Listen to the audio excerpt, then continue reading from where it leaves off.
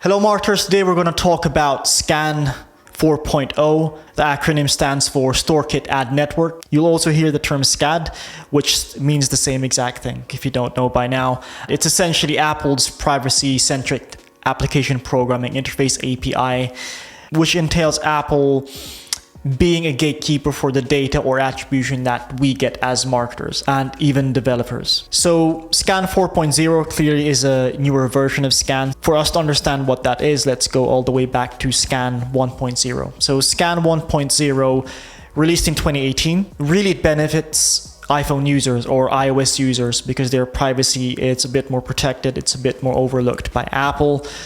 Great for users, not so much for marketers or developers looking to understand their attribution, more specifically where those app installs or conversion events are coming from. Apart from privacy, SKAN also helps marketers better understand aggregated attribution of the data that they receive. So rather than you getting user-specific data like someone's name, the time of conversion, their specific IP address or location, you'll get a more anonymized and aggregated data. So volume of conversion is very important.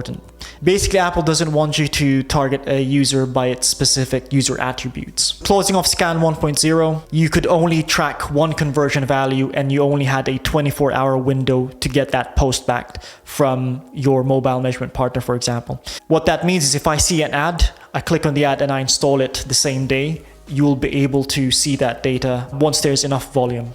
Obviously, the more data you have, the better visibility you'll have for what marketing efforts are actually working. You're probably wondering, what if a customer clicks on an ad but installs the app 24 hours after? Long story short is that you won't be able to see that conversion. You'll see that conversion, but likely fall under direct or your organic channel, depending upon the mobile measurement partner that you use. So let's move on to SKAN 2.0. The major difference is now, rather than being able to track one conversion or conversion value, now you can track up to 63, which is a massive difference. So you get a lot more data points. And another change is that now you can track conversions up to a 3-day window versus just 24 hours in SKAN 1.0. So more data and a slightly longer attribution window to understand where that data is coming from. Now we move on to SKAN 3.0, released in 2021. It has many changes, but the main ones is that now you can get campaign level reporting.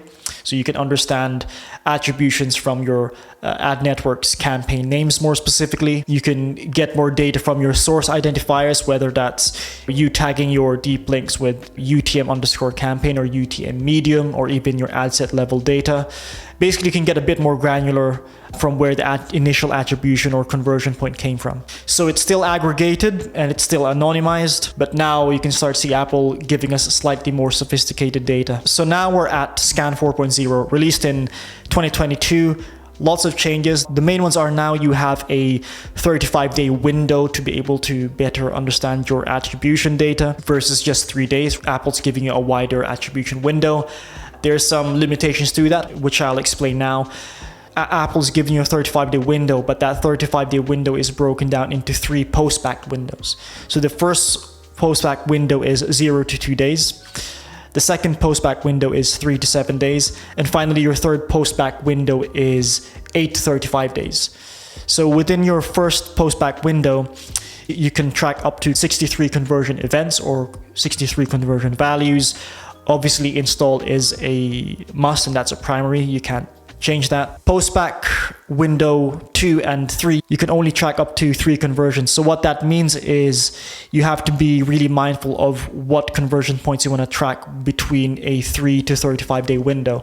And this is where you want to track engagement / retention / revenue-based events. It's very likely that you won't want to be able to track someone registering for an account after 7 days. So all in all, SKAN 4.0 now gives you slightly better understanding of data from a lifetime value / user journey point of view. So another major change with SKAN 4.0 is your ability to track events from your website back to your app. Imagine your app is Facebook or an investing platform where you have the ability to register from a website when you're using your desktop, for example.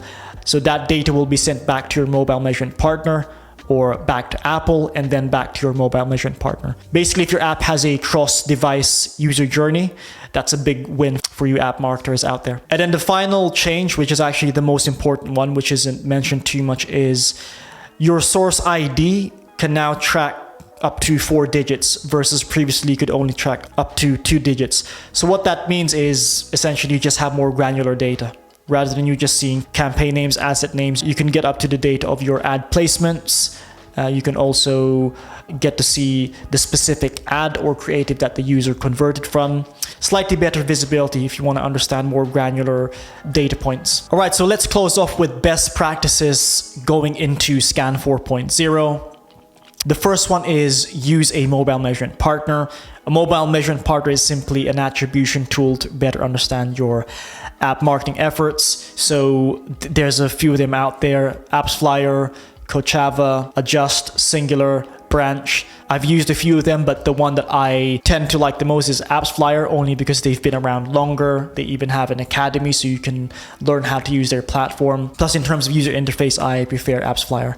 But at the end of the day, they all do the same exact thing, so it doesn't matter which tool you use in the end. Next thing is make sure you track all the events that happen within your app that matter to you as a marketer. Basic ones are install, register, maybe some engagement metrics, purchase, anything that relates to revenue, that's a must, and be able to start mapping that out within your mobile measurement partner, but psychologically you need to understand that user journey too. Next, so SKAN 4.0 is obviously for Apple devices only. Make sure that you enable app tracking transparency, so the prompt that you get when you're installing a new app. And ideally, you want to be able to show that prompts after someone signs up, not before, right? It doesn't necessarily mean that if you have your ATT prompt at the beginning means that a person won't continue finishing the sign-up process. But the reason why you want to enable that is for one main benefit, which is for Apple to give you the IDFA or identification for advertisers data, which basically helps you connect the install or conversion events from your MMP back to the ad network that it actually came from. Next one is more paid social specifics. Within Meta ads, you need to meet the threshold of scan conversions to better optimize your performance. I believe the threshold is you need to get 50 to 80 app installs. That might have changed by the time you're watching this video. But essentially, the more data and the moment you meet the threshold that these platforms are searching for, on paper, the better performance you'll get. More data equals better performance. Next is more of an admin, but I think it's very important, especially when you start to analyze the data that you've now acquired. You've worked so hard trying to get the data that you want. Now you want to better understand that data. And so the next advice is make sure you have consistent naming conventions across different ad networks you use. If you're using specific deep links or dynamic links, make sure that there's a certain taxonomy or consistent taxonomy within your naming conventions, right? So UTM medium, UTM campaign, UTM source, campaign names, ad set names, ad names. The reason why you want to keep it consistent is you don't want data fragmentation, right? When you start to analyze data or export the data from your mobile measurement partner, you want to be able to aggregate that data, understand it as soon as possible. Don't want any confusion. So you can better extract the insights that the data tells you. Next, increase your experimentation, whether that means trying A/B testing, optimizing to a different conversion point, whether that means increasing your spend to see if you can get better conversion rates or better cost per acquisition within your paid advertising platforms, or even A/B testing creatives. Any A/B testing that can improve your performance for your iOS campaigns will have a positive compounding effect for your overall performance long term. And then the final thing is make sure that your non-organic / paid advertising efforts and your organic efforts, i.e. content, app metadata, app creatives, app store creatives, are somehow in unison. You find a way to see how they both affect each other. And that's why benchmarking or having an average baseline for some of the metrics that you track is very important, because you want to see how changes between the two affect each other or affect your overall metrics. So that's SKAN 4.0. Thanks for watching the video. Until next time, peace.